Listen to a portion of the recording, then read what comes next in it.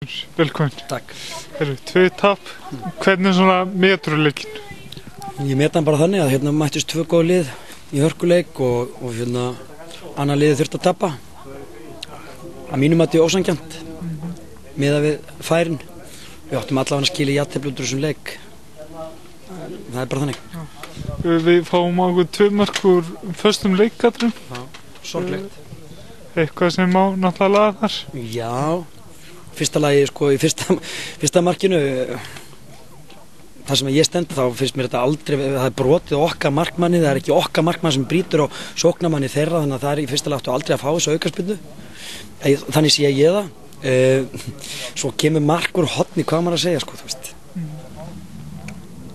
Þetta er bara ekki nóg gott.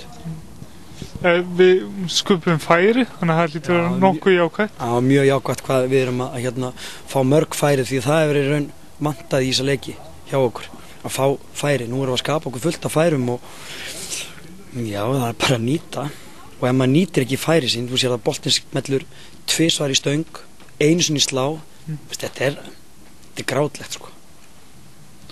Og það er náttúrulega stutt í næsta leik, þannig að þið náttúrulega með ekki sækja ykkur of. Nei, eins og við vorum að tala ég minna að það er að taka svo margt út úr þessu leik, jákvætt, bara setjum það í púk og komum með það í næsta leik.